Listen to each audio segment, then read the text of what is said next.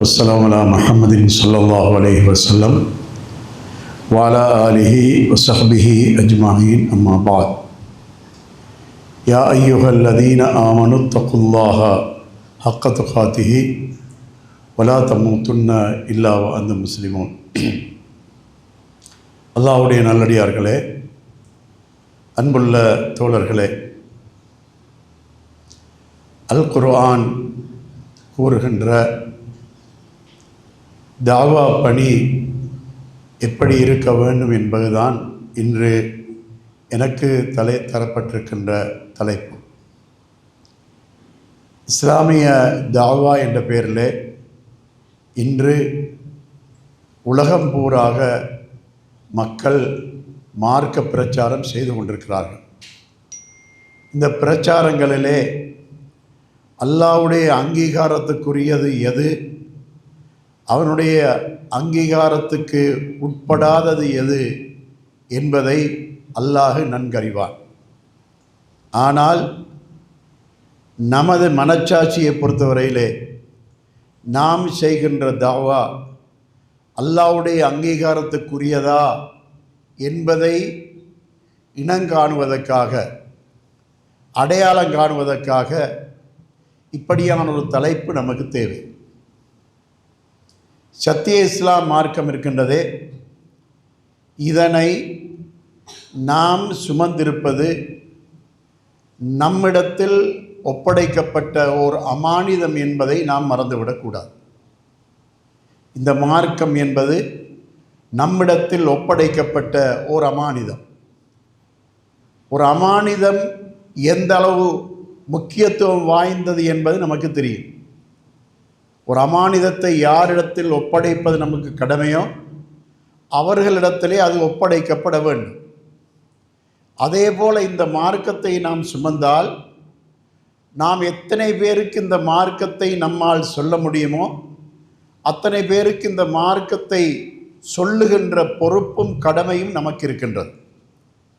அல்லாஹு தஆலா இந்த மார்க்கத்தை நம்மீது அமானிதமாக சுமத்தி இருக்கிறான் என்பதை நாம் தெரிந்து கொள்ளக்கூடிய முக்கியமான ஒரு சந்தர்ப்பம். நபி ஸல்லல்லாஹு அலைஹி வஸல்லம் அவர்கள் ஹஜ்ஜை முடித்து ஹஜ்ஜுடைய இறுதி பகுதியிலே அரபாவிலே இருக்கின்ற நேரத்திலே அவர்களுக்கு இறக்கப்படுகின்ற திருமறை வசனம்தான் அல் யௌம அக்மல்து லக்கும் தீனக்கும் வ அத்மம்து அலைக்கும் நிஅமதி வரதீத்து லக்குமுல் இஸ்லாம தீனா என்ற இந்த வசனம் அருளப்படுகின்றது. இன்றைய தினம் உங்களுக்கு உங்களது மார்க்கத்தை நான் பரிபூர்ணப்படுத்தி விட்டேன் என்று அல்லாஹு தாலா திருமறை வசனத்தை இறக்குகிறார். அல்லாஹு தாலா நபி ஸல்லல்லாஹு அலைஹி வஸல்லம் அவருடைய 40வது வயது தொடக்கம் 63வது வயது வரைக்கும் 23 வருட காலம் இந்த தீனை கட்டங்காட்டமாக படிப்படியாக தேவைக்கும் சந்தர்ப்பத்துக்கும் ஏற்றவாறு அல்லாஹ் இறக்கி கொண்டே இருந்தான். அப்படி இருந்து அவன் இப்போது இந்த மார்க்கத்தை இறக்குகின்ற அந்த பணியை பூர்த்தி செய்து விட்டதாக திருமறை வசனத்தை இறக்கிவிட்டான். இப்படி இறக்கினா நபி ஸல்லல்லாஹு அலைஹி வஸல்லம் அவர்கள் மக்களுக்கு முன்னால் ஒரு உறுதிமொழி எடுக்கக்கூடிய ஒரு கட்டத்துக்கு வருகிறார்கள். என்னது? அல்லாஹ் இறக்க வேண்டியவைகளை சம்பூர்ணப்படுத்தி விட்டான். இப்பொழுது நபி அவர்கள் மக்களை பார்த்து கேட்கிறார்கள், அல்லாஹ்வின் புறத்திலிருந்து எனக்கு அருளப்பட்ட எல்லாவற்றையும் உங்களுக்கு நான் பூரணமாக எத்தி வைத்து விட்டேனா என்று கேட்கிறார்கள். அப்படி கேட்டபோது சஹாபாக்கள் சொன்ன பதில் என்ன தெரியுமா? அத்தைத்தல் அமானா பல்லகத்தல் உம்மா. நபி ஸல்லல்லாஹு அலைஹி வஸல்லம் அவர்களை பார்த்து சொல்கிறார்கள், உங்கள் மீது அல்லாஹ் சுமத்திய அமானிதத்தை நீங்கள் நிறைவேற்றி விட்டீர்கள். இதன் மூலம் பல்லகத்தல் உம்மா, மக்களுக்கு எத்தி வைக்க வேண்டிய அந்த பணியை செய்வதை கொண்டு உங்கள் மீது சுமத்தப்பட்ட அமானிதத்தை நீங்கள் நிறைவேற்றி விட்டீர்கள். அப்படியானால் நபிகளார் ஸல்லல்லாஹு அலைஹி வஸல்லம் அவர்கள் தங்களுடைய வாழ்நாள் முழுவதும் செய்த அந்த தாவாவை சஹாபாக்கள் அமானிதம் என்று அங்கே பிரகடனப்படுத்துகிறார்கள். இதுதான் நமக்கு நாம் படித்திருக்கின்ற மார்க்கம் நம்மீது சுமத்தப்பட்டிருக்கின்ற ஒரு அமானிதம் என்பதை இது தெளிவுபடுத்துகின்றது. அதனால் நமக்கு தெரிந்த மார்க்கத்தை நாம் பிறருக்கு எடுத்துச் சொல்லுகின்ற கடமையும் பொறுப்பும் நமக்கு இருக்கின்றது என்பதை இது நமக்கு உணர்த்துகின்றது. அதனால் அல்லாஹு தாலா திருமறை குர்ஆனிலே பல இடங்களிலே சொல்லி காட்டுகின்றான், தஅமுரூன பில் மஅரூஃபி வ தன்ஹவுன அனில் முன்கரி.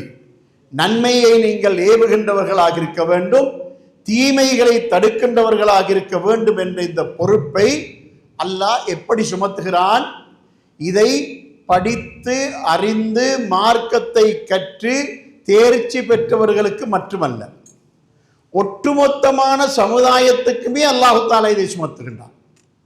யாரெல்லாம் முஸ்லிம்களாக இருக்கிறார்களோ, யாரெல்லாம் மூமின்களாக இருக்கிறார்களோ, அவர்களில் ஆண்கள் மட்டுமல்ல பெண்களும் கூட இந்த மார்க்கத்தை படித்திருந்தால் அதை அவர்களுக்கு தெரிந்ததை பிறருக்கு சொல்ல வேண்டும். 3வது அத்தியாயத்தின் 110வது வசனத்திலே அல்லாஹ் சொல்கிறான், குந்தும் ஹைர உம்மத்தின் உஹ்ரிஜத் லின்னாஸ். இந்த உலகத்தில் தோற்றுவிக்கப்பட்ட மனித சமுதாயத்தில் நீங்கள் மிகச் சிறந்தவர்கள். இந்த சிறப்பு எதனால் உங்களுக்கு ஏற்படுகிறது? தஅமுரூன பில் மஅரூஃபி வ தன்ஹவுன அனில் முன்கரி. நீங்கள் மக்களுக்கு நன்மைகளை கொண்டு ஏவுகின்றீர்கள், தீமைகளை விட்டும் அதை செய்வோரை தடுத்துக் கொண்டிருக்கின்றீர்கள். இதனால் தான் நீங்கள் சிறந்தவர்கள். இந்த வசனம் எதை நமக்கு உணர்த்துகின்றது? சகல மக்களும் சத்தியத்தை பிரச்சாரம் செய்ய வேண்டும் என்பதை இது நமக்கு உணர்த்துகின்றது. இதை ஆண்களுக்கு மட்டுமல்ல பெண்களுக்கும் தான் என்பதை அல்லாஹ் மிக தெளிவாக சொல்லி காட்டுகின்றான். 9வது அத்தியாயத்தின் 71வது வசனம், வல் முஃமினூன வல் முஃமினாத்து பஅதுஹும் மௌலியா பாத். மூமீனான ஆண்களும் மூமீனான பெண்களும் தங்களுக்குள் ஒருவருக்கொருவர் உற்ற நேசர்கள். இதன் மூலம் யஅமுரூன பில் மஅரூஃபி வ யன்ஹவுன அனில் முன்கரி. அவர்கள் நன்மைகளை கொண்டு ஏவுகின்றவர்களாக இருக்கின்றார்கள், தீமைகளை விட்டும் தடுக்கின்றவர்களாக இருக்கிறார்கள். இங்கு அல்லாஹ் ஆண்கள் என்று சொல்லிவிட்டு பெண்கள் என்று குறிப்பிடுகின்றார். மூமீனான ஆண்கள் மூமீனான பெண்கள் என்று குறிப்பிடுகிறார். சஹாபாக்களுடைய அந்த வாழ்க்கையை வரலாற்றை நாம் பார்க்கும்போது அங்கு ஆண்கள் மட்டுமல்ல பெண்களும் இடம்பெற்றிருக்கின்றார்கள். ஹதீஸ்களை அறிவித்த அறிவிப்பாளர் வரிசையிலே ஆயிஷா ரலியல்லாஹு அன்ஹா என்று பெயர் பார்க்கின்றோம், உம்மு அத்தியா ரலியல்லாஹு அன்ஹா என்று பெயர்கள் பார்க்கின்றோம். இப்படி ஹதீஸ்களை அறிவித்த அறிவிப்பாளர்கள் வரிசையிலும் கூட பெண்களும் அறிவிப்பாளர்களாக இருக்கிறார்கள் என்பதை நாம் பார்க்கும்போது இந்த பணியை ஆண்கள் மட்டுமல்ல பெண்களும் செய்திருக்கிறார்கள். நபி ஸல்லல்லாஹு அலைஹி வஸல்லம் அவர்களுடைய வஃபாத்துக்கு பின்னால் சஹாபாக்களுக்கு சந்தேகங்கள் அதிகம் ஏற்பட்டு விட்டால் அதை நிவர்த்தி செய்வதற்கு ஆயிஷா நாயகியிடத்திலே செல்வார்கள். கலீஃபாக்கள் தங்களுக்கு மத்தியிலே ஏதாவது சர்ச்சைகள் வந்தால் அவர்களுடைய ஷூரா சபையிலே ஒரு முடிவு காண முடியாத ஒரு கட்டம் வந்தால் அந்த பிரச்சனையை ஆயிஷா நாயகிக்கு அனுப்பி அவர்களிடம் விளக்கம் கேட்பார்கள். இப்படியெல்லாம் அங்கு தாவாவிலே பெண்களுக்கும் முக்கியத்துவம் கொடுக்கப்பட்டிருக்கின்றது. அதனால் அல்லாஹ் என்ன சொல்கிறான்? மூமீனான ஆண்கள் மூமீனான பெண்கள் என்று அல்லாஹ் வேறுபடுத்தி சொல்லி நன்மைகளை ஏவுகின்றவராகவும் தீமைகளை தடுக்கின்றவர்களாகவும் இருக்கின்ற காரணத்தினால் அவர்கள் ஒருவருக்கொருவர் உற்ற நேசர்களாக இருக்கிறார்கள் என்ற இந்த செய்தியை அல்லாஹு தாலா திருமறை குர்ஆனிலே சொல்கின்றான். அதனால் இந்த பணியை நாம் எல்லோரும் பொறுப்பெடுக்க வேண்டும். இது மார்க்கத்தை படித்த உலமாக்களுக்கு மட்டும் உரியது அல்ல. முஸ்லிம் அல்லாத இஸ்லாம் அல்லாத வேறு சமயங்களில் தான் சமயங்களை பிரச்சாரம் செய்வதற்கென்று அவர்களுடைய சமய தலைவர்களுக்கு மட்டும் பொறுப்பு சாட்டப்பட்டிருக்கின்றது. அவர்களுடைய மதகுருமார்களுக்கு மட்டும் பொறுப்பு சாட்டப்பட்டிருக்கின்றது. அவர்கள்தான் தீர்ப்பளிக்க வேண்டும், அவர்கள்தான் முடிவு செய்ய வேண்டும், அவர்கள்தான் ஆலோசனை சொல்ல வேண்டும் என்றெல்லாம் அவர்களுக்கு மட்டும் பொறுப்பு கொடுக்கப்பட்டிருக்கின்றது. அந்த சமுதாயத்தில் உள்ள பொதுமக்கள் அவருடைய சமயத்திலே முடிவெடுக்கின்ற அந்த பொறுப்பையோ அல்லது ஆலோசனை சொல்கின்ற அந்த பொறுப்பையோ அந்த சமயங்கள் அவர்களுக்கு வழங்குவதில்லை. ஆனால் இஸ்லாம் அப்படி அல்ல. ஒவ்வொரு முஸ்லிமும் இஸ்லாத்தை படிக்க வேண்டும். இஸ்லாத்தை படிக்கின்ற ஒவ்வொரு முஸ்லிமும் தமக்கு தெரிந்ததை பிறருக்கு சொல்ல வேண்டும். இதை நபி ஸல்லல்லாஹு அலைஹி வஸல்லம் அவர்கள் தங்களுடைய வாழ்க்கையின் அந்திம காலத்திலே மேற்சொல்லப்பட்ட ஹஜ்ஜுடைய நிகழ்ச்சியிலே கலந்து கொண்ட எல்லா மக்களையும் பார்த்து சொன்னார்கள், லியுபல்லிகி ஷாஹிது மின்குமுல் காயிப, இங்கு சமூகம் அளித்திருப்போர் இங்கு வராதவர்களுக்கு நான் இப்போது சொல்லுகின்ற அவ்வளவு செய்திகளையும் நீங்கள் சென்று எத்தி வைக்க வேண்டும் என்று நபி அவர்கள் அங்கு கட்டளை இடுகிறார்கள். அதாவது இங்கு வந்திருப்போர் என்று சொல்லும் போது அங்கு வந்திருந்தவர்கள் யார் தெரியுமா?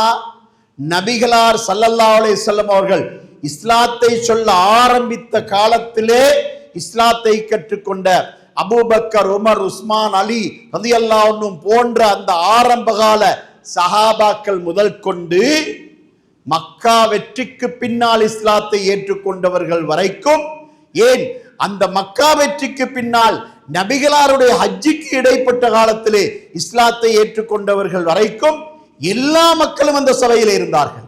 அத்தனை மக்களையும் பார்த்துத்தான் நபி ஸல்லல்லாஹு அலைஹி வஸல்லம் சொன்னார்கள், இங்கு வந்திருப்போர் இங்கு வராதவர்களுக்கு நான் சொல்லும் செய்திகளை எத்தி வைக்க வேண்டும் என்று பொதுவான ஒரு கட்டளை தான் விடுத்தார்கள். அதன் அடிப்படையில் நமக்கு தெரிந்தவைகளை பிறருக்கு நாம் சந்தர்ப்பங்கள் வாய்க்கின்ற போதெல்லாம் சொல்லிக் கொடுக்க வேண்டும், அவர்களுக்கு கற்பிக்க வேண்டும் என்ற கடமையை அல்லாஹ்வும் அவனுடைய ரசூல் நமக்கு உணர்த்துகின்றார்கள். சகோதரர்களே, இந்த மார்க்கத்தை நாம் பிறருக்கு சொல்லுகின்ற போது அதை சொல்லுவதற்கு ஒரு முறை இருக்கின்றது. அதுதான் இந்த தலைப்புடைய நோக்கம். என்ன முறை என்று சொன்னால், மார்க்கத்தை நாம் பிறருக்கு சொல்லும் போது அவர்கள் அதை ஏற்றுக்கொள்ளக்கூடிய மனோபாவத்தில் உள்ள நிலைமையில் தான் அவர்களுக்கு நாம் சொல்ல வேண்டும். நபி ஸல்லல்லாஹு அலைஹி வஸல்லம் அவர்களுக்கு முன்னால் வாழ்ந்த நபிமார்களுடைய வாழ்க்கையில் இருந்து கூட அல்லாஹ் திருமறை குர்ஆன் இருந்து நமக்கு படிப்பினைகளை காட்டுகிறார். ஃபிரௌன் என்பவன் எப்படிப்பட்டவன் என்பது எனக்கு தெரியும். அவன் உலகத்திலே கெட்டவர்களிலும் முதலாவது நம்பரிலே முதலாவது இலக்கத்திலே இருந்த கொடியவன் தான் ஃபிரௌன். அப்படியான கொடியவனாகிய அந்த ஃபிரௌனுக்கும் கூட மார்க்கத்தை சொல்லுகின்ற கடமையை அல்லாஹ் மூசா அலைஹிஸ்ஸலாம் அவர்களுக்கும் அவருடைய சகோதரன் ஹாரூன் அலைஹிஸ்ஸலாம் அவர்களுக்கும் அல்லாஹ் தஆலா உணர்த்துகிறான். அவர்களுக்கு கட்டளையிடுகிறான், இதுஹபா இலா ஃபிரௌன இன்னஹு தகா ஃபகூலா லஹு கௌலன் லையினா, நீங்கள் இருவரும் ஃபிரௌனிடம் செல்லுங்கள், அவன் அக்கிரமம் செய்து வரம்பு மீறி கொண்டிருக்கின்றான். ஃபகூலா லஹு கௌலன் லையினா, நீங்கள் இருவரும் அவனுக்கு நளினமான முறையில் சொல்லுங்கள். அதாவது கொடுங்கோலனாகிய ஃபிரௌனுக்கும் கூட நீங்கள் மார்க்கத்தை சொல்லும் போது நளினமாக சொல்லுங்கள் என்று சொல்லுகின்ற முறையை அல்லாஹ் கற்றுக் கொடுக்கின்றான். சொல்ல வேண்டும் என்பது கடமை, ஆனால் சொல்ல வேண்டிய முறை ஒன்று இருக்கின்றது. அந்த முறை கடைபிடிக்கப்பட வேண்டும் என்பதை அல்லாஹ் இங்கே உணர்த்துகின்றான்.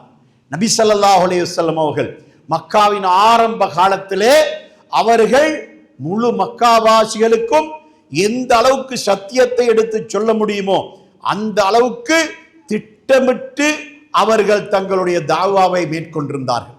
அப்படியான காலகட்டத்திலே மக்கத்தின் முக்கியமான சில தலைவர்களை ஓரிடத்திலே ஒன்று கூட்டி அவர்களுக்கு சத்திய போதனை செய்து கொண்டிருக்கின்ற அந்த நேரத்திலே 2 கண்களும் தெரியாத அப்துல்லா இப்னு உம்மி மக்தூம் ரலியல்லாஹு அன்ஹு அவர்கள் வந்து நபிகளாருடைய பின்பக்கமாக வந்து அவர்களை சுரண்டுகிறார்கள். எதற்கு?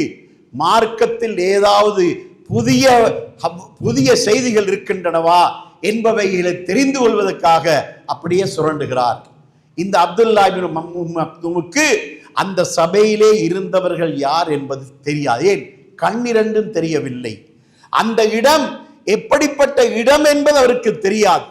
நபி ஸல்லல்லாஹு அலைஹி வஸல்லம் அவர்கள் கொஞ்சம் எரிச்சலாக அவரை கொஞ்சம் பார்த்தார்கள். ஏனென்றா நான் மிக கஷ்டப்பட்டு இந்த தலைவர்களை ஒரு இடத்துக்கு கொண்டு கூட்டி இவர்களுக்கு நான் போதனை செய்து கொண்டிருக்கின்ற இந்த நேரத்திலே இந்த அப்துல்லா உம்மி மக்தூம் வந்து எனக்கு தொந்தரவு பண்ணுகிறார் என்ற அடிப்படையில் கொஞ்சம் கவலையோடு அப்படி பார்க்கிறார்கள்.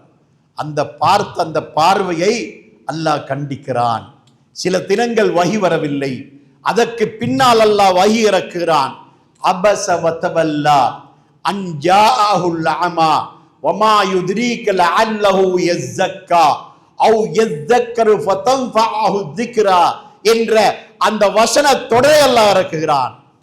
அதாவது நபி ஸல்லல்லாஹு அலைஹி வஸல்லம் அவர்களை நோக்கி அல்லாஹ் தஆலா சொல்கிறான், இரண்டு கண்களும் தெரியாத அந்த அந்தகர், அந்த கண் தெரியாதவர் வந்தபோது அவர் அதாவது முகத்தை கடுகெடுத்தார், முகத்தை திருப்பிக் கொண்டார் என்று அல்லாஹ் கண்டித்ததோடு, யாரை நீ ஒன்று சேர்த்து வைத்து அவர்களுக்கு நீ சத்திய போதனை செய்ய முற்படுகின்றீர்களோ அவர்கள் பரிசுத்தம் அடைவார்கள் என்று நீ நினைக்கிறீரா என்று அல்லாஹ் கண்டிக்கிறான். அதனால் நாம் எப்போதும் சத்திய போதனை செய்யும் போது நாம் மக்களை மதித்து நடந்து கொள்ள வேண்டும்.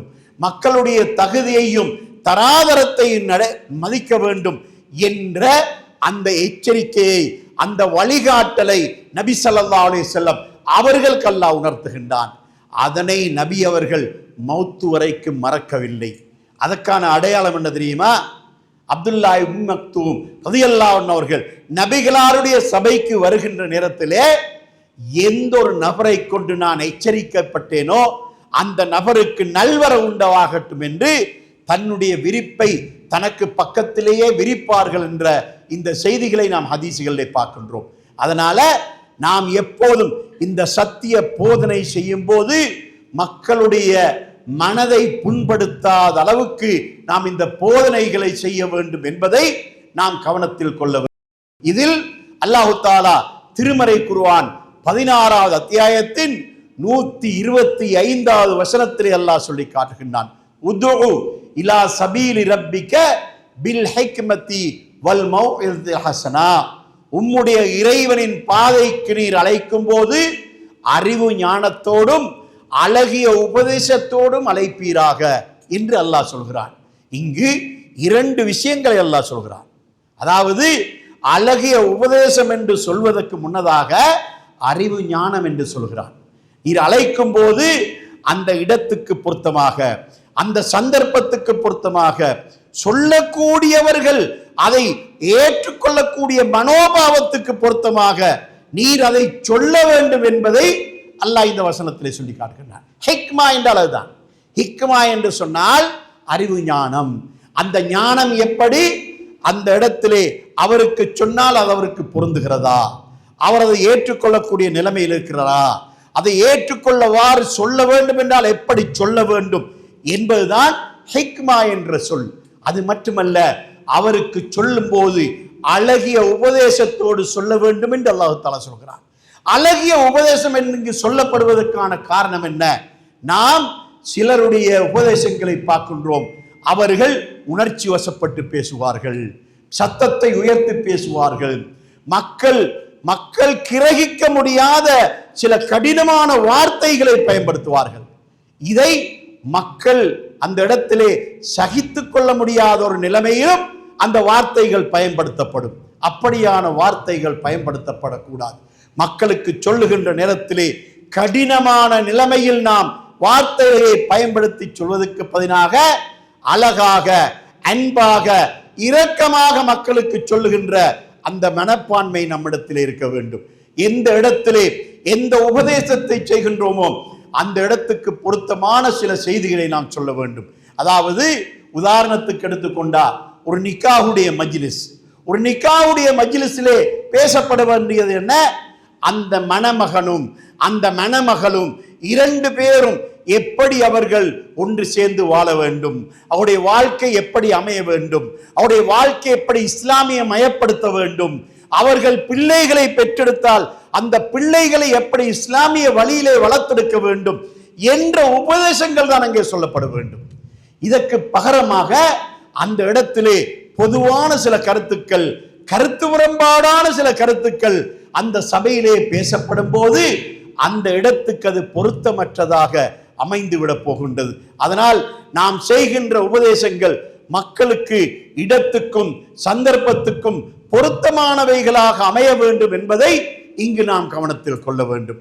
அத்தோடு நபி ஸல்லல்லாஹு அலைஹி வஸல்லம் அவர்கள் ஒரு நிக்கா, அதாவது ஒரு ஜனாசா ஒன்றுக்கு அவர்கள் சென்று, ஒரு மதீனாவாசியுடைய ஜனாசா அடக்கம் செய்யப்பட்ட அந்த நேரத்திலே, அந்த அடக்கம் செய்து முடித்ததற்கு பின்னால் கபரடியிலே அவர்கள் ஒரு மோமினுடைய சக்கராத் எப்படி இருக்க வேண்டும், ஒரு இருக்கும் ஒரு பாவியுடைய சக்கராத் எப்படி இருக்கும், அந்த இரண்டு பேருடைய கபருடைய நிலைமை எப்படி இருக்கும் என்ற உபதேசத்தை மக்களுக்கு சொன்னார்கள். ஏன்? மரண சிந்தனையை மக்களுக்கு ஏற்படுத்துகின்ற ஒரு இடம்தான் அந்த இடம். அப்படியான இடத்தில் அந்த தலைப்பு தான் அங்கு பேசப்பட வேண்டும். இதே போல ஒரு ஹுத்பாவை எடுத்துக்கொண்டால், ஹுத்பாவிலே நபி ஸல்லல்லாஹு அலைஹி வஸல்லம் அவர்கள் தக்வாவை வலியுறுத்தாமல் எந்த ஹுத்பாவையும் ஆரம்பிக்க மாட்டார்கள். அவருடைய ஹுத்பாக்கள் சுருக்கமாகவும் தொழுகை நீளமாகவும் இருந்தது என்பதை நாம் ஹதீஸ்களிலே பார்க்கின்றோம். அதற்கான காரணம் என்ன? ஒவ்வொரு வெள்ளிக்கிழமையும் நடத்துகின்ற அந்த ஹுத்பா அடுத்த வெள்ளிக்கிழமை வரைக்கும் அதனுடைய தாக்கம் மக்களுடைய உள்ளத்திலே ஏற்படுகின்ற அளவுக்கு மறுமையை வலியுறுத்தக்கூடியதாக, மரணத்தை வலியுறுத்தக்கூடியதாக, அப்படியான எச்சரிக்கைகளை அதிகம் சொல்லக்கூடியதாக ஹுத்பாக்கள் அமைய வேண்டும். எந்த ஹுத்பாக்களிலும் மக்களுக்கு கருத்து முரண்பாடுகளை ஏற்படுத்தி மக்களை பிரச்சனைப்படுத்தக்கூடியவைகளாக ஹுத்பாக்கள் அமைந்து விடக்கூடாது. கருத்து முரண்பாடுகளை பற்றி பேச வேண்டுமா? இது போன்ற சபைகள் இருக்கின்றன. இந்த சபைகளிலே மக்கள் அந்த உபதேசங்களை கேட்பதற்கென்றே தயாராக வருகின்றார்கள். அப்படி தயாராக வருகின்ற சபையிலே கருத்து முரண்பாட்டுக்குரிய அம்சங்கள் ஏதேனும் இருந்தால் அதை தெளிவாகவும் சரியாகவும் மக்களுக்கு சொல்ல வேண்டும். அதிலும் மக்களை குழப்பிவிடக் கூடாது, மக்களை பிரச்சனைப்படுத்திவிடக் கூடாது. கருத்து முரண்பாட்டை எடுத்து ஒரு கருத்து முரண்பாடு பல கருத்து முரண்பாடாக ஆகுகின்ற அளவுக்கு மக்களுடைய சிந்தனையை குழப்பிவிடவும் கூடாது. மிக தெளிவாக சரியாக குர்ஆனுடைய ஆதாரத்தை கொண்டு, ஹதீஸ்களுடைய ஆதாரங்களை கொண்டு மக்களுக்கு சொல்லக்கூடிய கருத்துக்களை மக்களுக்கு தெளிவாக சொல்ல வேண்டும். அதனால இடத்துக்கும் சந்தர்ப்பத்துக்கும் என்னென்ன தேவைகள் உண்டோ அந்த தேவைகளை மக்களுக்கு சொல்ல வேண்டும். நபி ஸல்லல்லாஹு அலைஹி வஸல்லம் அவர்கள் பெருநாளுடைய ஹுத்பாக்களை செய்யும் போது சகோதரத்துவத்தை வலியுறுத்துவார்கள், தர்மத்தை வலியுறுத்துவார்கள். நபி ஸல்லல்லாஹு அலைஹி வஸல்லம் அவர்கள் அவர்களுடைய பெருநாளுடைய ஹுத்பாக்களை நாம் ஆய்வு செய்து பார்க்கும்போது மக்களுக்கு கூடுதலாக அன்பு, இரக்கம், விட்டு கொடுப்பு, தர்ம சிந்தனை இப்படியானவைகளை எல்லாம் வலியுறுத்துவார்கள். அதுக்கு ஒரு நிகழ்ச்சியை பார்க்கலாம். ஒரு நாள் நபி ஸல்லல்லாஹு அலைஹி வஸல்லம் அவர்கள் ஒரு பெருநாள் ஹுத்பாவை செய்தார்கள். அந்த ஹுத்பாவை நிகழ்த்தி முடித்ததற்கு பின்னால் பெண்களுக்கென்று தனியான ஒரு உபதேசத்தை செய்வதற்கு பெண்களை தனிமையாக ஒரு இடத்துக்கு அழைத்தார்கள். அந்த இடத்துக்கு பிலால் ரலியல்லாஹு அன்ஹு அவர்களையும் அவர்களுக்கு அழைத்து கொண்டு சென்றார்கள். அந்த இடத்துக்கு சென்று நபி ஸல்லல்லாஹு அலைஹி வஸல்லம் அவர்கள் பெண்களுக்கு தர்மத்தை வலியுறுத்திய உபதேசத்தை செய்தார்கள். அந்த உபதேசம் முடிகின்ற நேரத்திலே அந்த உபதேசத்துடைய தாக்கம் உடனடியாக வெளிப்பட்டது. எப்படி? பெண்கள் தங்களுடைய கழுத்துகளிலும் கைகளிலும் காதுகளிலும் உள்ளவைகளை எல்லாம் கலட்டி கலட்டி தர்மம் கொடுத்தார்கள். பிலால் ரலியல்லாஹு அன்ஹு அவர்கள் அந்த இடத்திலே ஒரு விரிப்பை கொண்டு போய் விரித்தார்கள். அந்த விரிப்பிலே அந்த பெண்கள் தங்களுடைய ஆபரணங்களை கலட்டி போட்டார்கள். அவைகளை நபி ஸல்லல்லாஹு அலைஹி வஸல்லம் பெற்றுக்கொண்டு அதனை அன்று தர்மம் செய்தார்கள் என்ற இந்த செய்தியை நாம் நபிகளார் ஸல்லல்லாஹு அலைஹி வஸல்லம் வாழ்க்கையிலே நடந்த ஒரு நிகழ்ச்சியை பார்க்கின்றோம். அதனால பயான் என்பது இருக்கின்றது, உபதேசம் என்பது இருக்கின்றது. இது மக்களுக்கு படிப்பினை பெறக்கூடியதாக, பாடம் கற்றுக்கொள்ளக்கூடியதாக, குர்ஆனை படிக்கக்கூடியதாக, ஹதீஸ்களை படிக்கக்கூடியதாக, வரலாறுகளை படிக்கக்கூடியதாக இப்படித்தான் ஹதீஸ்கள் அமைய வேண்டும். நபி ஸல்லல்லாஹு அலைஹி வஸல்லம் உடைய காலத்திலே நடைபெறுகின்ற ஒரு சம்பவத்தை பாருங்கள். அதாவது நபி ஸல்லல்லாஹு அலைஹி வஸல்லம் அவர்களை மிக கடுமையாக எதிர்த்த ஒருவர்தான் அபூ சுஃபியான் ரலியல்லாஹு அன்ஹு அவர்கள். அவர்களை மக்கா வெற்றிக்கு முன்னால் சஹாபாக்கள் எல்லோரும், முஸ்லிம்கள் எல்லோரும் வெறுமனே அபூ சுஃபியான் என்று தான் சொன்னார்கள். ஆனால் அவருடைய வரலாற்றை நாம் மக்கா வெற்றிக்கு பின்னால் அவருடைய வாழ்க்கையை வைத்து அபூ சுஃபியான் ரலியல்லாஹு அன்ஹு என்று சொல்கிறோம். அப்படி சொல்வதற்கு காரணம் என்ன? அபூ சுஃபியான் என்பவர் யார்? இஸ்லாத்தை இந்த பூமியிலே துடைத்தெறிய வேண்டும் என்பதற்காக அங்கு ஈடுபட்ட முயற்சி செய்த குழுவுக்கு தலைமை தாங்கிய ஒரு தலைவர். அப்படியான அவர் மூலமாகத்தான் உஹது போர் தோற்கடிக்கப்பட்டது. உஹது போரில் முஸ்லிம்கள் தோற்கடிக்கப்பட்டார்கள். அந்த அளவுக்கு இஸ்லாத்துக்கு எதிராக ஈடுபட்ட ஒருவர் தான் இந்த அபூ சுஃபியான் ரலியல்லாஹு அன்ஹு அவர்கள். ஆனால் நபி ஸல்லல்லாஹு அலைஹி வஸல்லம் அவர்கள் ஒரு நாளிலாவது அபூ சுஃபியான் ரலியல்லாஹு அன்ஹு அவர்களை கண்டித்தது கிடையாது. அவர் இஸ்லாத்துக்கு விரோதியாக இருக்கின்ற காலம், முஸ்லிம்களுக்கு விரோதியாக இருக்கின்ற காலங்களிலே தனிப்பட்ட முறையிலே அபூ சுஃபியான் ரலியல்லாஹு அன்ஹு அவர்களை கண்டித்தது கிடையாது. போர்க்களங்களில் சந்தித்தால் மட்டும்தான் அவர்களை எதிரிகளாக பார்த்தார்களே அல்லாமல் போர்க்காலம் இல்லாத எந்த கட்டத்திலும் அபூ சுஃபியான் ரலியல்லாஹு அன்ஹு அவர்களை எதிரியாக பார்க்கவில்லை. கடைசியாக நடந்தது என்ன? மக்கா வெற்றிக்கு முன்னதாகவே அவர் இஸ்லாத்தை ஏற்றுக்கொள்கின்றார்.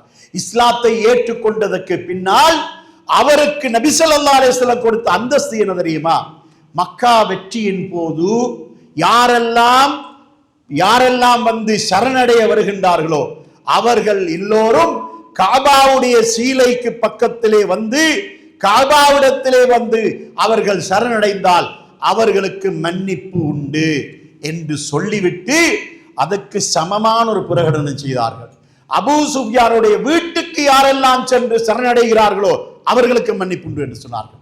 நபி ஸல்லல்லாஹு அலைஹி வஸல்லம் தாவாவுடைய அணுகுமுறையை பாருங்கள். அதாவது அன்று அந்த மக்காவாசிகள் அபூ சுஃபியான் ரலியல்லாஹு அன்ஹு அவர்களை கண்ணியமாக மதித்தார்கள். அப்படி மதித்த நேரத்திலே அபூ சுஃபியான் ரலியல்லாஹு அன்ஹு அவர்களை நபி அவர்கள் எந்த அளவுக்கு அந்த இடத்திலே உயர்த்தி பேசினார்கள் என்றால், யாரெல்லாம் அபூ சுஃபியானுடைய வீட்டுக்கு சென்று சரணடைகிறார்களோ அவர்களுக்கு மன்னிப்பு உண்டு என்று சொன்னார்கள். பொதுவாக அல்லாஹ்வுடைய ஆலயமாகிய காபாவிலே வந்து சரணடைகின்றவர்களுக்கு மன்னிப்பு உண்டு என்று சொன்ன அதே வார்த்தையை அபூ சுஃபியானுடைய வீட்டுக்கு சென்று சரணடைந்தால் அவருக்கு மன்னிப்பு உண்டு என்று சொன்னார்கள்.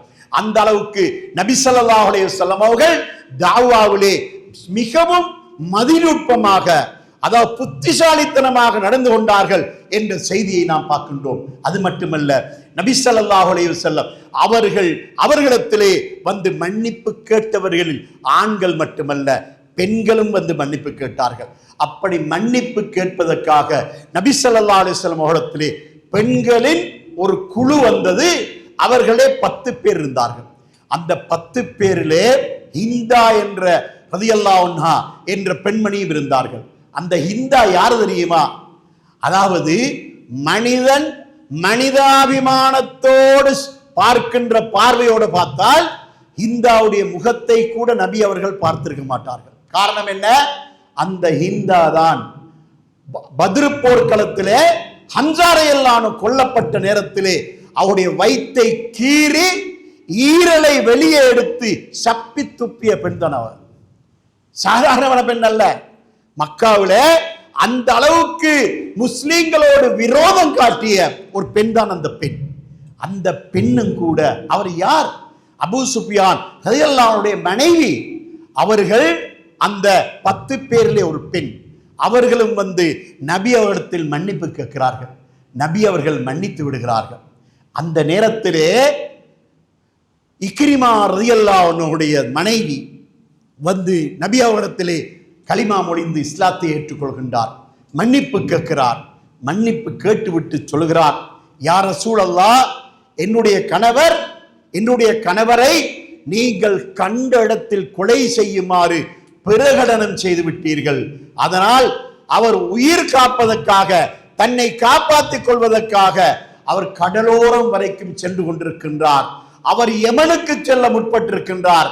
அதனால நான் அவரை அழைத்து வருகிறேன், நீங்கள் அவர்களுக்கு மன்னிப்பளிப்பீர்களா என்று கேட்டபோது நபி ஸல்லல்லாஹு அலைஹி வஸல்லம் அவர்கள் கொலை பிரகடனம் செய்த அந்த இக்ரிமாவை கூட மன்னிப்பதாக சொல்லிவிட்டார்கள். அதாவது மக்காவிலே பொதுவாக எல்லோருக்கும் மன்னிப்பு இருந்தாலும் குறிப்பிட்ட சிலருடைய பெயரை சொல்லி அவர்களில் எவரையாவது நீங்கள் கண்டால் உடனே கொலை செய்து விடுங்கள் என்று நபி அவர்கள் சொன்னவர்களில் ஒருவர் தான் இந்த இக்ரிமா ரலியல்லாஹு அன்ஹு அவர்கள். அவர்களுடைய மனைவி கேட்கிறார்கள், யா ரசூலல்லாஹ், என்னுடைய கணவனை நான் கூட்டி வருகிறேன், நீங்கள் மன்னிப்பளிப்பீர்களா என்று கேட்டபோது நபி அவர்களுடைய தாவாவுடைய அணுகுமுறையை பாருங்கள். அழைத்து வா, நான் மன்னிக்கிறேன் என்று சொன்னார்கள். இப்போது அவர்கள் கணவனை தேடி செல்கிறார்கள். தேடி சென்று அழைத்து வருகிறார்கள். நபி ஸல்லல்லாஹு அலைஹி வஸல்லம் அவர்கள் மக்கா வெற்றிக்கு வந்த நேரம் 20 நாட்கள் மக்காவிலே தங்கி இருந்தார்கள். காரணம் என்ன? மக்களை இஸ்லாத்தின்பால் அழைத்து ஒரு கட்டுக்கோப்பான ஒரு சமூக அமைப்பை உருவாக்கிவிட்டு தான் மதீனாவுக்கு செல்ல வேண்டும் என்பதற்காகத்தான் அந்த 20 நாளும் தங்கி இருந்தார்கள். அப்படி தங்கியிருந்த அந்த காலகட்டத்துக்கு இடையிலே, அந்த 20 நாட்களுக்கு இடையிலேயே அந்த இக்ரிமாவுடைய மனைவி அவர்களை தேடி சென்று அழைத்து வருகிறார்கள். அப்படி அழைத்து வருகின்ற நேரத்திலே அவர் கேட்கிறார், என்னை முகம்மது மன்னித்து விடுவாரா? மன்னிப்பார். உனக்கு வாக்களித்தாரா? வாக்களித்தார். அவர் வாக்களித்தால் நிறைவேற்றுவார் என்று சொல்லிவிட்டு வருகிறார். வந்து இக்ரிமா அவர்கள் மக்காவை நெருங்கிக் கொண்டிருக்கின்ற செய்தி நபி ஸல்லல்லாஹு அலைஹி வஸல்லம் அவர்களுக்கு கிடைக்கின்றது. அப்போது சபையில இருந்த ஏனைய சஹாபாக்களை பார்த்து சொல்கிறார்கள், இப்போது என்னிடத்தில் மன்னிப்பு கேட்டு இஸ்லாத்தை தருவதற்காக ஒருவர் வந்து கொண்டிருக்கிறார். அவர் சபைக்கு வந்ததற்கு பின்னால் அவருடைய தந்தையுடைய பழைய வரலாறுகளை சொல்லி அவருடைய மனதை புண்படுத்த வேண்டாம். அல்லாஹ்வுடைய தூதர் ஸல்லல்லாஹு அலைஹி வஸல்லம் உடைய அழகான பண்பை பாருங்கள். அவருடைய தந்தை யார்? அபூஜஹில். அபூஜஹில் என்பவன் வரலாற்றிலேயே சபிக்கப்படக்கூடிய ஒருவன் தான் அபூஜஹில். அப்படியான தரத்தில் இருக்கக்கூடிய அந்த அபூஜஹிலை பற்றி கூட நபி அவர்கள் சபையில் என்ன சொல்கிறார்கள்? நீங்கள் இப்போது வருகின்றவருக்கு முன்னால் அவருடைய தந்தையை பற்றி நீங்கள் பேசி அவருடைய மனதை புண்படுத்த வேண்டாம் என்று சொல்லிவிட்டு ஒரு அழகான செய்தி சொன்னார்கள். அதாவது நம்ம எல்லோருக்கும் படிப்பினான செய்தி. என்ன செய்தி தெரியுமா? மரணித்தவரை பற்றி பேசுவதால உயிருள்ளவருடைய உள்ளம் புண்படக்கூடாது. சுப்ஹானல்லாஹ். அவருடைய தந்தை மரணித்து விட்டார், நீங்கள் இப்போது அவரை பற்றி பேசினா மனம் புண்பது யாருடைய? முஸ்லிமாக இஸ்லாத்தை ஏற்றுக்கொண்டு எங்களோடு வந்து சேருகின்ற ஒருவருடைய மனதை புண்படுத்த போகின்றீர்கள். அதனால மரணித்தவரை பற்றி பேசுவதால உயிருள்ளவருடைய மனம் புண்படக்கூடாது என்று நபி ஸல்லல்லாஹு அலைஹி வஸல்லம் அந்த இடத்திலே மக்களுக்கு அழகான ஒரு வழிகாட்டுகின்றார்கள். அதனால் நாம் செய்கின்ற இந்த உபதேசம் இருக்கின்றது, இந்த உபதேசத்தால நாம் பிறரை புண்படுத்தக்கூடாது. உதாரணத்துக்கு எடுத்துக்கொள்ளலாம், நாம் இந்த ஊரிலே தௌவா செய்கின்றோம். தௌவா செய்கின்ற நேரத்தில் ஒருவர் நம்மோடு வந்து சேர்ந்து கொள்கின்றார். அப்படி சேர்ந்து கொள்ளக்கூடிய அவருடைய தந்தை கடந்த காலத்திலே நமது ஜமாத்துடைய வளர்ச்சிக்கு மிகப்பெரிய இடையூறாக இருந்திருக்கிறார் என்று வைத்துக் கொள்ளுங்கள். அப்படி இருக்கிற நேரத்தில் அவர் இருக்கின்ற ஒரு இடத்திலே அவருடைய தந்தையை பற்றி நாம் குறை கூறினால் அவருடைய மனம் தாங்கிக் கொள்ளுமா? ஒரு நாள் தாங்கிக் கொள்ள மாட்டார். நாம் எதை நாம் கருத வேண்டும் என்றால் நம்மோடு வந்திருக்கனுடைய மனதை புண்படுத்தக்கூடாது. அது மட்டுமல்ல, மரணித்தவர்களை பற்றிய நல்ல செய்திகளையே நீங்கள் பேச வேண்டும் என்ற அந்த பொதுவான விதி இருக்கின்றதே, அந்த விதி எல்லோருக்கும் பொதுவாக பொருந்தக்கூடிய ஒன்று என்பதை இதிலிருந்து நாம் விளங்கிக் கொள்ள வேண்டும். அதனால தாவாவுடைய நிகழ்ச்சியிலே பிறருடைய மனம் புண்படக்கூடியவாறு நாம் கதைக்க கூடாது. ஒரு காலத்திலே, ஆரம்ப காலத்திலே தாவாவிலே ஈடுபட்ட நமது சில சகோதரர்கள் சில பேச்சுக்கள் மிக, அதாவது பொதுவான சில மனிதர்களுடைய மனதை புண்படுத்தக்கூடிய மாதிரியான சில பேச்சுக்களை பேசினார்கள். அதாவது நாம் எல்லாம் வந்து குர்ஆனையும் சுன்னாவை பின்பற்றுகின்ற காரணத்தினால மௌலிது ஓத மாட்டோம், கந்தூரி கொடுக்க மாட்டோம், கந்தூரி சாப்பாடுகளை சாப்பிட மாட்டோம், இதை எதையுமே சாப்பிட மாட்டோம். அல்லாஹ் தஆலா அல்லாஹ் அல்லாதவைகளுக்காக கொடுக்கப்படக்கூடிய எந்த உணவையும் நமக்கு ஹலாலாக்கவில்லை என்ற அடிப்படையில் அதை நான் சாப்பிட மாட்டோம். கடந்த ஆரம்ப காலத்திலே, கடந்த சுமார் 50 வருடங்களுக்கு முற்பட்ட காலத்திலே தாவாவுடைய பணியில இருந்த சிலர் அந்த தாவாவுடைய அந்த நடைமுறையை எப்படி கையாள வேண்டும், எப்படி மதிநுட்பமாக பேச வேண்டும், எப்படி அறிவுபூர்வமாக பேச வேண்டும் என்பதை அவர்கள் சிந்திக்காமல், அதாவது இந்த கந்தூரி சாப்பாட்டை பற்றி, கந்தூரி சாப்பிடுகின்ற மக்களுக்கு முன்னால் என்ன சொன்னார்கள் தெரியுமா? கந்தூரி சாப்பாட்டை சாப்பிடுவது பன்றி இறைச்சி சாப்பிடுவதை போல, இப்படி சொன்னார்கள். இப்படியான உதாரணத்தை சொல்வதால மக்களுடைய பகைமை இன்னும் அதிகமாக ஆகிவிட்டது. அப்படியான அந்த ஒப்பீடுகள் பொருத்தமற்ற ஒப்பீடாக இருக்கின்றது. ஏன்? அவர்கள் நம்பிக்கையோடும் பெரியதொரு எதிர்பார்ப்போடும் அந்த சாப்பாட்டை அவர்கள் உண்ணுகின்றார்கள். அப்படி உண்ணுகின்ற மக்களுக்கு முன்னால் அதை பிழை என்பதை அறிவுபூர்வமாகத்தான் உணர்த்த வேண்டுமே அல்லாமல் அருவருப்பான ஒப்பீடுகளை கொண்டு அவர்களுக்கு உணர்த்துவது பிழை. அதனால் நாம் பிறருக்கு தாவா செய்கின்ற போது அந்த தாவாவை நாம் நல்ல வார்த்தைகளை கொண்டும் கண்ணியமான வார்த்தைகளை கொண்டும் தான் அந்த தாவாவை செய்ய வேண்டும். உங்களுக்கு நான் அதாவது ஆரம்ப காலத்திலே உள்ள ஒரு நிகழ்ச்சியை நான் உங்களுக்கு சொல்லி காட்ட விரும்புகின்றேன். அதாவது 1971 ஆண்டு நான் மதரசாவிலே மாணவனாக இருக்கிற நேரம், 5ஆம் ஆண்டு படிக்கின்ற காலம். அந்த காலத்திலே வேறொரு மதரசாவிலிருந்து ஒரு புதிய மதரசாவுக்கு போய் சேர்ந்த அந்த நேரத்திலே அந்த மதரசாவில் இருந்த சட்டம் என்னவென்று சொன்னால், ஒவ்வொரு வியாழக்கிழமையும் மக்ரிபுக்கும் இஷாவுக்கும் இடையில் சுபஹான மௌலிது ஓத வேண்டும் என்பது சட்டம். அந்த மதரசாவில் படிக்கிற காலத்திலே நான் இதுக்கு எதிரானவன். இப்போது இந்த சுபஹான மௌலிது ஓதுவதை இந்த மதரசாவிலிருந்து எப்படியாவது நிறுத்த வேண்டும். நான் ஒரு மாணவன், என்னால் நிறுத்த முடியுமா? எனக்கு அதற்கு சக்தி உண்டா? ஆனால் நான் ஹிக்மத்தை பயன்படுத்தினால், அல்லாஹ் திருமறை குர்ஆனிலே சொல்வது போல அறிவு ஞானத்தை பயன்படுத்தினால் இதை இல்லாமலாக்க முடியும் என்ற ஒரு நம்பிக்கை வந்தது. அந்த நம்பிக்கையின் அடிப்படையில் இதை ஷிர்க் என்ற வார்த்தையை சொன்னா அடுத்த நாளே என்ன மதரசா விட்டு வெளியே போட்டு விடுவார்கள். அதை பேசக்கூடாது. அதற்காக என்ன செய்தேன் என்றால், என்னுடைய வகுப்பிலே நாம் 17 மாணவர்கள் இருந்தோம். இந்த மாணவர்களோட தனிப்பட்ட முறையில் ஒரு நாள் பேசுகிறேன். எப்போது என்று சொன்னால், மாதத்தில் ஒரு நாள் அங்கு அதாவது மதரசாவுடைய நிர்வாக கூட்டம் நடைபெறும். அந்த நிர்வாக கூட்டம் நடைபெறுவது ஞாயிற்றுக்கிழமை. சனிக்கிழமை மாலையிலே மக்ரிபுக்கு பின்னால் நான் மாணவர்களோடு கதைக்கிறேன். எப்படி? இது கூடாது, இது ஷிர்க், இதை நிறுத்த வேண்டும், இதை நிறுத்துவதற்கு ஒரு வழி இருக்கின்றது, அதை செய்வோம் என்று சொல்லி நான் ஒரு கடிதம் எழுதுகிறேன். எப்படி? அதாவது மதரசாவிலே, எமது மதரசாவிலே வியாழக்கிழமை மக்ரிபுக்கும் இஷாவுக்கும் இடையில் சுபஹான மௌலிது ஓத வேண்டும் என்ற சட்டம் இருக்கின்றது. ஆனால் அதாவது மொழி விளங்கினாலும் விளங்காவிட்டாலும் குர்ஆனை ஓதினால் ஒரு எழுத்துக்கு 10 நன்மை உண்டு என்று நீங்கள் எங்களுக்கு கற்றுத் தந்திருக்கின்றீர்கள். ஆனால் மொழி விளங்காத எதையாவது நாம் ஓதினால், குர்ஆன் அல்லாத எதையாவது ஓதினால் அதுக்கு நன்மை இல்லை என்று கற்றுத் தந்திருக்கின்றீர்கள். அந்த அடிப்படையிலே இந்த வியாழக்கிழமை மக்ரிபுக்கும் இஷாவுக்கும் இடையிலே ஓதப்படுகின்ற இந்த சுபஹான மௌலிதுக்கு பகரமாக நீங்கள் எங்களுக்கு குர்ஆனை ஓதுவதற்கு மாற்றி தருவீர்கள் என்றால் நாங்கள் நன்றியுடையவர்களாக இருப்போம் என்று சொல்லி ஒரு கடிதம் எழுதியாச்சு. இந்த கடிதத்தை என்ன செய்தோம் என்று சொன்னா, சரியாக கூட்டம் நடந்து கொண்டிருக்கின்ற நேரத்தில் தலைவருடைய கையில கொண்டு போய் கொடுத்தாச்சு. நான் தான் கொண்டு போய் கொடுக்கிறேன். கொடுத்தா இந்த அந்த சபையில எங்களுக்கு செய்திகளை வந்து சொல்லக்கூடியவர்களும் இருக்கிறார்கள். அப்படி சொன்ன செய்தி என்னவென்றால், தலைவர் கடிதத்தை எடுத்து படித்தாராம்.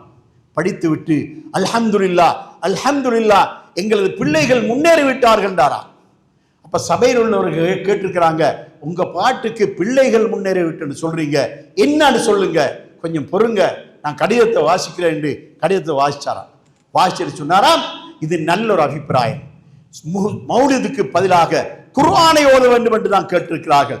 நாங்கள் குர்ஆனை ஓதுவதற்காக இந்த சந்தர்ப்பத்தை கொடுப்போம். அதிலும் கூட என்ன செய்ய வேண்டும் என்றால், அதாவது வல்லுஹாவுக்கு மேற்பட்ட சூறாக்களில் ஒரு வாரத்துக்கு ஒரு சூறா மனப்பாடம் தரக்கூடியதாக நாம் ஒரு ஏற்பாடு செய்வோம் என்று சொல்லி அடுத்த வாரத்தோடு மௌலிது மாயமாக்கப்பட்டது. மௌலிது அந்த இடத்தை விட்டு நீக்கப்பட்டு அந்த இடத்துக்கு குர்ஆன் கொண்டு வரப்பட்டது. இந்த இடத்திலே இதுதான் ஹிக்மத் என்பது. அதாவது மௌலிதை நீக்க வேண்டும். அதை ஷிர்க் என்று சொல்லி நீக்கினாலும் அது இல்லாமாக்கப்படும். ஆனால் அதைவிட குர்ஆன் சிறந்தது என்று சொல்லி அவர்களுக்கு வாதத்தை நிரூபித்து அதன் மூலமாக இல்லாமாக்கினாலும் அது இல்லாமாக்கப்படும். இன்றும் அங்கு மௌலிது ஓதப்படுவதில்லை. இந்த மദ്രസா அட்டாளச்சேனை அல் குல்லியத்து ஷர்கியா என்று சொல்லக்கூடிய மദ്രസാவிலே 1971ஆம் ஆண்டு நடந்த நிகழ்ச்சியை சொல்லி காட்டுகிறேன். அதாவது மாணவ பருவத்தில் இருக்கின்ற காலத்திலும் கூட இந்த அளவுக்கு ஹிக்மத்தாக மக்கள் ஏற்றுக்கொள்ளக்கூடிய அமைப்பிலே சத்தியத்தை சொல்ல வேண்டும் என்ற அமைப்புக்கு அல்லாஹ் எங்களுக்கு இந்த அறிவு ஞானத்தை தந்தான். இப்படியெல்லாம் செய்தோம். அதனால் மக்களுக்கு நாம் சொல்லுகின்ற உபதேசங்கள் இருக்கின்றனவே, இந்த உபதேசங்கள் அவர்களை நம் பக்கம் கொண்டு வரக்கூடியதாக இருக்க வேண்டுமே அல்லாமல் நம்மை விட்டும் அவர்கள் விரண்டோடக்கூடியவர்களாக இந்த உபதேசங்கள் ஒருபோதும் இருந்துவிடக் கூடாது. அதாவது உதாரணத்துக்கு ஒருவர் என்ன செய்கிறார், ஒருவர் நமது குர்ஆன் சுன்னாவிலே இருக்கின்ற ஒரு மௌலவிதான் இடத்துக்கு எப்படி பேச வேண்டும் என்பதை தெரிந்து கொள்ளாமல் ஒரு சந்தர்ப்பத்திலே ஒரு மையவாடியிலே அவர் போய் அவருக்கு ஒரு பயான் கொடுக்கப்படுகின்றது. அந்த பயானிலே அவர் பேசிய தலைப்புகள் என்னவென்றால் கூட்டு துஆ, குனூத்து, அதாவது இந்த அத்தஹியாத்துல விரல் அசைப்பது, இது போன்ற சர்ச்சைக்குரிய அம்சங்களை எல்லாம் கபரடியிலே பேசிவிட்டார். அப்படி பேசியதனால பேசி முடிந்ததற்கு பின்னால அந்த ஊரிலே மிகப்பெரிய சர்ச்சை. யார் இவருக்கு பயான் கொடுத்தது, எங்களுக்கு பாடம் படித்து தர வருகின்றார், கூட்டு துஆ பற்றி குனூத்தை பற்றி பேச வருகிறார் என்று சொல்லி ஊர்ல பெரிய பிரச்சனை ஏற்பட்டு விட்டது. இப்படியான நிகழ்ச்சிகள் எல்லாம் நடைபெறுகின்றது. ஏன்? கபரடி பயான் இருக்கின்றதே, அந்த பயான் மரணத்தை நினைவுபடுத்தக்கூடிய பயான். மரணத்தை நினைவுபடுத்துவதன் மூலமாக ஒருவர் பாவத்திலிருந்து விடுபட்டு அவர் சத்தியத்தின் பக்கம் வருவாராயிருந்தா அதுதான் நமக்கு மிக தேவையான ஒன்று. உங்களுக்கு அதாவது இப்போது உங்களுக்கு தெரியும், கபரடிகளில் எல்லாம் பயான் நடைபெறுகின்றது. ஆனால் நாமெல்லாம் சிறு பிள்ளைகளாக இருக்கின்ற காலம், அதாவது நாமெல்லாம் மௌலவி பட்டம் பெற்று வருவதற்கு முன்னதாக நாடு பூராக ஒருவர் மரணித்து விட்டால் அவரை அடக்கம் செய்துவிட்டு கபரடியிலே நடைபெறுவது என்ன தெரியுமா? தல்கீன் என்று ஒன்றை அரபியில் ஓதுவார்கள். அந்த அரபியிலே தல்கீன் என்ன தெரியுமா? மௌத்தானவருக்கு பாடம் சொல்லி கொடுக்கிறது. எப்படி? அது இப்போது 2 மலக்குகள் வருவார், அவர் உண்மை எழுப்பி அமர வைப்பார், உம்மிடத்தில் கேள்வி கேட்பார், உம்முடைய ரப்பு யாரு, உம்முடைய மார்க்கம் எது, உம்முடைய நபி யாரு, உம்முடைய கிபிலா எது, உம்முடைய இமாம் யாரு என்று கேள்வி கேட்பார். அப்படி கேட்டால் நீ பயப்படாமல் அச்சமடையாமல் தைரியமாக துணிச்சலாக பதில் சொல்ல வேண்டும். எப்படி? அல்லாஹ் தான் என்னுடைய ரப்பு, இஸ்லாம் தான் என்னுடைய மார்க்கம், முஹம்மது ஸல்லல்லாஹு அலைஹி வஸல்லம் அவர்கள் தான் எனக்கு அனுப்பப்பட்ட நபி, கிபிலா தான் என்னுடைய இமாம், அதாவது குர்ஆன் தான் என்னுடைய வழிகாட்டி என்று சொல்ல வேண்டும் என்று சொல்லி சொல்லிக் கொடுக்கிறது. இது நாடு ஊராக இப்படியான ஒரு தல்கீன் தான் நடைமுறையில் இருந்தது. இப்படி இருக்கிற காலகட்டத்திலே 1974ஆம் ஆண்டு கொழும்பு முகத்துவாரத்து பள்ளியிலே நான் ஹத்தீபாக நியமிக்கப்பட்டேன். அதாவது 1973ஆம் ஆண்டு நவம்பர் மாதம் 25ஆம் தேதி நான் காலி அல் மദ്രസத்துல் ஜிஃப்ரியாவில் பட்டம் பெற்று மௌலவியாக பட்டம் பெற்று வெளியாகி 2 மாதங்களுக்கு பின்னால் ஜனவரி மாதம் நான் அங்கு ஹத்தீபாக நியமிக்கப்பட்டு சுமார் 1 மாதங்கள் கழிந்ததற்கு பின்னால ஒரு ஜனாசாவுல கபரடியில தல்கீன் ஓதுமாறு எனக்கு சொன்னார்கள். இப்பொழுது நான் என்ன செய்தேன் என்றால், தல்கீனா ஓத வேண்டும், கபரடியிலே நான் என்ன செய்தேன் என்றால் ஒரு பயான் செய்தேன். என்ன பயான் தெரியுமா? நபி ஸல்லல்லாஹு அலைஹி வஸல்லம் அவர்கள் கபரடியிலே ஒரு மதீனாவாசியுடைய அடக்கத்துக்கு பின்னால் எதை செய்தார்களோ அதை செய்தேன். எப்படி? ஒரு பூமியினுடைய சக்கராத்தி எப்படி, அவருடைய கபர் எப்படி சுகமாக இருக்கும், அவர் எப்படி மலக்குகள் அவரை கண்ணியப்படுத்துவார், அதே போல் ஒரு பாவியுடைய சக்கராத்து எப்படி, அவருடைய கபரு வேதனை எப்படி என்ற ஒரு பயானை நான் செய்தேன். நிர்வாகத்தில் யாரும் என்னை குறை சொல்லவில்லை. ஏன் நீங்கள் தல்கீன் ஓதவில்லை என்று கேட்கவும் இல்லை. அந்த பயானை கேட்டுவிட்டு எல்லோரும் சந்தோஷமாக வீடு சென்றார்கள். மறுநாள் காலையிலே ஒரு சம்பவம் நடக்கிறது. என்ன சம்பவம் தெரியுமா? நான் பள்ளிவாசல்லையே ஃபஜ்ருடைய தொழுகை முடித்துவிட்டு நான் ரூமுக்கு போகிறேன். வழக்கமாக தொலை வருகின்ற ஒருவர் இன்னும் ஒருவரை என்னிடத்தில் அழைத்து வருகிறார். அவர் லேஞ்சி கட்டி இருக்கிற கட்டை பார்த்தா அன்றைக்குத்தான் ஒரு சுபோதல வந்திருக்கிறார், எனக்கு விளங்கி போச்சு. அப்போ வந்து அறிமுகப்படுத்துகிறார். அவருடைய பேரும் இஸ்ஹாக், அழைத்து வந்திருக்கிறவருடைய பேரும் இஸ்ஹாக். அவர் சொல்றார், என்னுடைய பேரும் இஸ்ஹாக், இவருடைய பேரும் இஸ்ஹாக், இவர் என்னுடைய பக்கத்து வீட்டாள் என்று அறிமுகப்படுத்தி போயிட்டார். போயிட்டு லோகருக்கிடையில் என்னை சந்திக்க வருகிறார். வந்து சொல்றார், அவர் யார் தெரியுமா? அவருக்கு இந்த ஊரில் இந்த முகத்துவாரத்தில் தபேருமை என்று சொல்வார்கள். அவர் டெக்ஸி ஓடுறது. காலையில டெக்ஸிக்கு ஏறும்போது குடிச்சிட்டு ஏறுவாரு, அடிக்கடி குடிப்பார். நாம டீ குடிக்கிற மாதிரி அவரு சாராயம் குடிப்பார். இப்படி குடிப்பாரு. இரவைக்கு வெறியோடு வருவார், போதையோடு வருவார். வீட்டுக்கு வந்து போதையோடு தங்குவார். எப்போதும் வீட்டில் பிரச்சனை. வீட்டுக்கு அடிக்கடி சட்டிப்பான புதிய சாமான்கள் எல்லாம் வாங்கப்படும். எல்லாம் அடிப்பார், உடைப்பார், எல்லாம் செய்வார். ஆனா நேற்று உங்களுடைய கபரடி பயானை கேட்டு விட்டு வந்து அழத் தொடங்கி விட்டார். அழுது விட்டு அவர் தௌபா செய்து விட்டார். இனி குடிக்க மாட்டேன் என்று சொல்லிவிட்டார். இன்று குளித்து கொண்டு ஃபஜ்ர் தொழுகையிலிருந்து தொழுகையை ஆரம்பிக்க வந்திருக்கிறார் என்று அவர் அந்த செய்தியை சொல்லுகிறார். சகோதரர்களே, கபரடியிலே நிகழ்த்துகின்ற அந்த பயான் நான் அன்று பேசியது என்ன? இந்த கருத்து முரண்பாடும் பேசவில்லை, எந்த சர்ச்சையும் பேசவில்லை.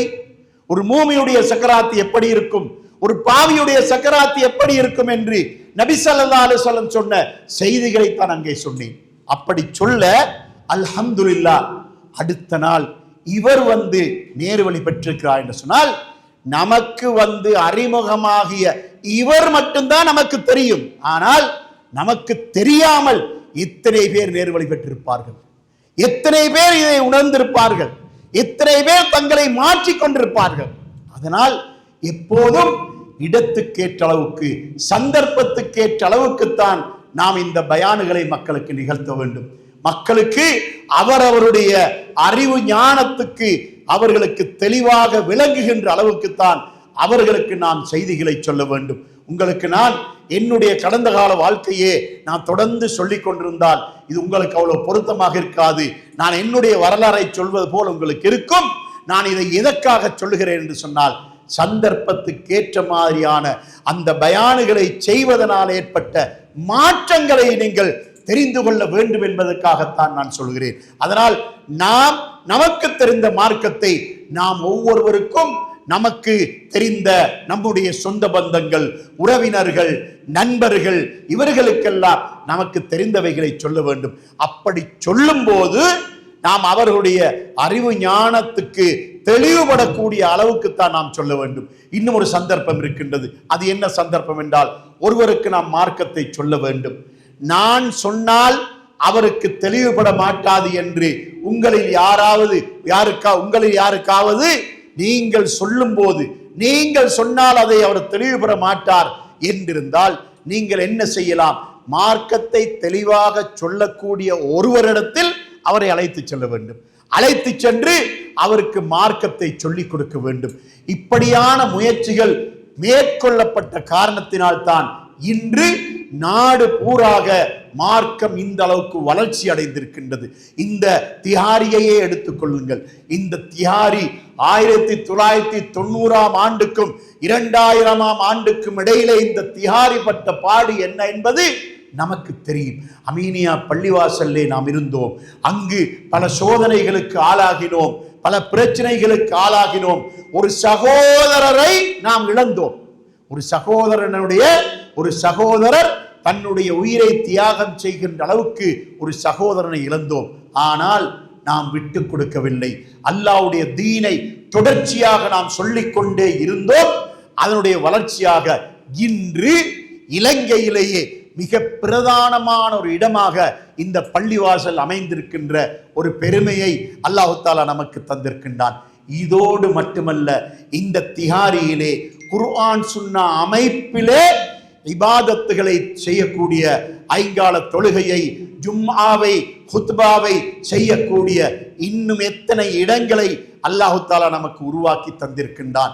இப்போது நாம் கணக்கீடு செய்து பார்த்தால் இந்த திஹாரியிலே குர்ஆன் சுன்னாவை பின்பற்றுகின்ற மக்கள் தான் பெரும்பான்மையாக இருக்கின்றார்கள் என்பதை நாம் இப்போது பார்க்கின்றோம். இதற்கு காரணம் என்ன? நாம் செய்கின்ற தாவாவை மிக மதிநுட்பமாக, கண்ணியமாக, அன்பாக, இரக்கமாக இந்த தாவாவை செய்ததன் மூலமாக நமக்கு கிடைத்ததுதான் மிகப்பெரிய ஒரு வெற்றியாக இருந்து கொண்டிருக்கின்றது. அது மாத்திரமல்ல, இந்த கம்பஹா மாவட்டத்திலேயே எத்தனை குர்ஆன் சுன்னாவுடைய பள்ளிவாசல்கள் இன்று இருக்கின்றன என்பதை நாம் பார்க்கின்றோம். 1973 ஆண்டுக்கு பின்னால அந்த கம்பஹா மாவட்டத்திலேயே குர்ஆன் சுன்னாவுடைய மஸ்ஜிதாக ஒரே ஒரு மஸ்ஜிது நாம்புலுவையில் மட்டும்தான் இருந்தது. காலப்போக்கிலே பிரச்சனைகளுக்கு பின்னால் அந்த பள்ளிவாசலையும் இழக்க வேண்டிய நிலைமை ஏற்பட்டது. அதற்கு பின்னால் அதனுடைய வளர்ச்சி இன்று இந்த கம்பஹா மாவட்டத்திலே ஒவ்வொரு ஊரிலும் குர்ஆன் சுன்னாவுடைய பள்ளிகள் இருக்கின்ற ஒரு நிலைமையை நாம் இப்பொழுது பார்த்து கொண்டிருக்கின்றோம். அதனால் நம்மில் ஒவ்வொருவருக்கும் ஒரு பொறுப்பு இருக்கின்றது, ஒரு கடமை இருக்கின்றது. நாம் இந்த தாவாவை நாம் எந்த அளவுக்கு மேற்கொள்ள முடியுமோ அந்த அளவுக்கு நாம் மேற்கொள்ள வேண்டும். இதற்காக நம்முடைய ஒவ்வொரு மூச்சையும் நாம் செலவு செய்ய வேண்டும். அடுத்த நண்பர்களோடு நாம் செலவழிக்கின்ற அந்த நேரத்தை தாவாவுக்காக நாம் செலவழிக்க வேண்டும். நாம் பிறரை சந்திக்க சென்றால் தாவாவுக்காக அவர்களை சந்திக்க செல்ல, நம்முடைய குடும்பங்களை, சொந்த பந்தங்களை நாம் பார்க்க செல்வோம் என்றால் தாவாவை நாம் அடிப்படையாக வைத்தவர்களை பார்க்க செல்ல வேண்டும். ஒரு பெருநாளுடைய நிகழ்ச்சிகளாக இருக்கலாம், அல்லது இடைப்பட்ட வேறு விசேஷமான நிகழ்ச்சிகளாக இருக்கலாம், திருமண பந்தங்களாக இருக்கலாம். எதுவாயிருந்தாலும் நாம் தாவாவை அடிப்படையாக கொண்டுதான் நாம் நம்முடைய ஒவ்வொரு முயற்சியை மேற்கொள்ள வேண்டும். அல்லாஹு தஆலா மறுமையிலே நம்மிடத்திலே கேட்கின்ற கேள்விகளிலே அவன் இப்படி ஒரு கேள்வி கேட்டால், என்னுடைய நபி இந்த சத்திய மார்க்கத்தை பிரச்சாரம் செய்து பல கஷ்டங்களையும் துன்பங்களையும் அனுபவித்தார். நபியுடைய தோழர்கள் அப்படியான கஷ்டங்களையும் துன்பங்களையும் அனுபவித்து மார்க்கத்தை பிறருக்கு சொன்னார்கள். நீ உன்னுடைய வாழ்க்கையிலே என்னுடைய மார்க்கத்தை எத்தனை பேருக்கு நீ சொன்னாய் என்ற ஒரு கேள்வியை அல்லாஹ் நம்மில் ஒவ்வொருவரிடத்திலும் கேட்டால் நாம் என்ன பதில் சொல்ல போகின்றோம்? என்னுடைய குர்ஆனை, என்னுடைய நபியுடைய சுன்னாவை நீ எத்தனை பேருக்கு சொன்னாய்? இதுக்கு என்ன பதில் சொல்ல போகிறோம்? உன்னுடைய அடுத்த வீட்டாருக்கு சொன்னாயா? உன்னுடைய உடன்பிறப்புகளுக்கு சொன்னாயா? உன்னுடைய குடும்பத்துக்கு சொன்னாயா என்ற கேள்விகளை அல்லாஹ் கேட்டால் நாம் என்ன பதில் சொல்ல போகின்றோம்? அதனால் நாம் திட்டம் போட்டுக்கொள்ள வேண்டும். நாம் திட்டமிட்டு இந்த தாவாவை நம்முடைய ஊரிலே நமக்கு தெரிந்தவர்களுக்கெல்லாம் நாம் இந்த செய்தியை எத்தி வைக்க வேண்டும். மறுமை நாளையிலே அல்லாஹு தஆலா இதை கொண்டு நமக்கு மிகப்பெரிய சிறப்புகளை தர காத்திருக்கின்றான். நபி ஸல்லல்லாஹு அலைஹி வஸல்லம் அவர்கள் சொன்ன ஒரு அழகான செய்தி, லா யஹ்தியல்லாஹு பிக ரஜுலன் வாஹிதன் கைருல் லக மின் ஹுமரின் நிஅம். உம்மை கொண்டு அல்லாஹ் ஒரு மனிதனுக்கு நேர்வழியை காட்டுவது உனக்கு சிவந்த ஒட்டகை பரிசாக கிடைப்பதை விட சிறந்தது என நபி ஸல்லல்லாஹு அலைஹி வஸல்லம் அவர்கள் சொன்னார்கள். சகோதரர்களே, அந்த காலத்திலே சிவந்த ஒட்டகை என்ற இந்த ஓமானத்தை நபி ஸல்லல்லாஹு அலைஹி வஸல்லம் சொல்ல காரணம் என்ன தெரியுமா? இன்றைக்கு நாம் பாவிக்கின்ற வாகனங்களிலே ஒரு 8 கோடி 10 கோடி 12 கோடி என்ற அளவுக்கு பெருமதியான உயர்ந்த வாகனங்கள் இருக்கின்றன. அப்படியான வாகனங்களுக்கு முன்னால நம்முடைய சாதாரணமான இந்த 2 லட்சம், ஒரு 50 லட்சம், இந்த 75 லட்சத்துடைய வாகனம் சாதாரணமான வாகனம் என்பது நமக்கு தெரியும். அதே மாதிரியாக நபி ஸல்லல்லாஹு அலைஹி வஸல்லம் அவருடைய காலத்திலே மக்கள் பயணம் செய்யக்கூடிய வாகனங்களாக கோவேறு கழுதைகள், ஒட்டகைகள், குதிரைகள் இப்படியெல்லாம் இருந்தன. இவைகள் எல்லாம் அந்த காலத்தில் இருந்த வாகனங்கள். அந்த வாகனங்களிலும் உயர்தரமான வாகனம் ஒட்டகை. அந்த ஒட்டகையிலும் மிக உயர்தரமான பெருமதி மிக்க ஒட்டகை சிவப்பு ஒட்டகை என்பதாகத்தான் இருந்தது. அதனால் தான் நபி ஸல்லல்லாஹு அலைஹி வஸல்லம் அவர்கள் இந்த உபமானத்தை சொன்னார்கள். இந்த காலத்தில் உனக்கு அதாவது ஒரு இந்த 8 லட்சம் ரூபாய் வாகனம் ஒன்று கிடைக்கிற மாதிரி என்று சொன்னா எப்படி சந்தோஷம், 8 கோடியோடைய வாகனம் ஒன்று கிடைத்தால் எப்படி இருக்கும் என்று சொன்னால் எப்படி சந்தோஷம் இருக்குமோ அதே மாதிரிதான் அன்றைக்கு ஒரு சிவந்த ஒட்டகை கிடைப்பதை விட சிறந்தது என நபி ஸல்லல்லாஹு அலைஹி வஸல்லம் சொன்னார்கள். உம்மை கொண்டு அல்லாஹ் ஒரு மனிதனுக்கு நேர் வழி காட்டுவது ஒரு சிவந்த ஒட்டகை உமக்கு கிடைப்பதை விட சிறந்தது என நபி ஸல்லல்லாஹு அலைஹி வஸல்லம் சொன்னார்கள். அதனால நாம் முடிந்த அளவுக்கு முயற்சி செய்ய வேண்டும். பெண்களை பொறுத்தவரையிலே பெண்களுக்கு ஒரு முக்கியமான ஒரு சந்தர்ப்பம் இருக்கின்றது. அதாவது அவர்கள் தங்களுடைய சொந்த பந்தங்களை பார்ப்பதற்காக செல்வார்கள். உடன்பிறப்புகளை, குடும்பத்துடையர்களை, தாய் வழி சொந்தங்களை, தந்தை வழி சொந்தங்களை சந்திப்பதற்கு செல்வார்கள். அப்படி சென்றால் அவர்களோடு சுகதுக்கங்களை கதைத்து விட்டு மட்டும் வராமல் சுகதுக்கங்களை கதைத்து விட்டு அவர்களுக்கு நமக்கு தெரிந்த மார்க்கத்தை சொல்லிவிட்டு வர வேண்டும். அவர்கள் பித்அத்தை செய்கின்றவர்களாக இருக்கலாம், ஷிர்க் செய்கின்றவர்களாக இருக்கலாம். நாம் பித்அத்தை அந்த இடத்திலே அவர்களுக்கு மனநோகும்படி சொல்லாமல், ஷிர்க்கை அவர்களுக்கு மனநோகும்படி சொல்லாமல், நாம் செய்கின்ற நம்முடைய சரியான வழிகாட்டல்களை அவர்களுக்கு சொல்லுவதோடு பித்அத் ஏன் கூடாது, ஷிர்க் ஏன் கூடாது என்ற அந்த செய்திகளை அறிவுபூர்வமாக நாம் சொல்லிவிட்டு வர வேண்டும். அது மட்டுமல்ல, இன்னும் ஒரு முக்கியமான ஒரு சந்தர்ப்பத்தை இந்த காலத்திலே அல்லாஹ் நமக்கு தந்திருக்கின்றான். அது எப்படி என்று சொன்னால், இன்று மீடியாக்கள் மிக கூடுதலாக வளர்ச்சி அடைந்திருப்பதை பார்க்கின்றோம். அதாவது வாட்ஸ்அப்பு, ஃபேஸ்புக்கு, யூடியூப் இப்படியான மீடியாக்கள் எல்லாம் இன்று வளர்ச்சி அடைந்திருப்பதை பார்க்கின்றோம். இப்பொழுது நாம் என்ன செய்யலாம்? நாம் யூடியூப்பில் ஒரு அழகான ஒரு பயான் ஒன்று கேட்குறோம். இந்த பயானை கேட்ட உடனே என்ன செய்ய வேண்டும்? நமது குடும்பத்தில் உள்ள பெண்களில் யார் யாருடைய வாட்ஸ்அப் நம்பர் எல்லாம் இருக்கின்றதோ அந்த நம்பருக்கு நாம் ஷேர் பண்ணி விட்டுறது. அதே மாதிரியாக ஃபேஸ்புக்கில் நாம் சில முக்கியமான ஒரு பயானை கேட்குறோம். அந்த பயானை கேட்டுவிட்டு அதை நமக்கு தெரிந்த எல்லாருக்கும் ஷேர் பண்ணி விட்டுறது. இப்படியெல்லாம் இது பெண்கள் மட்டுமல்ல, ஆண்களும் செய்யக்கூடிய ஒரு வேலை.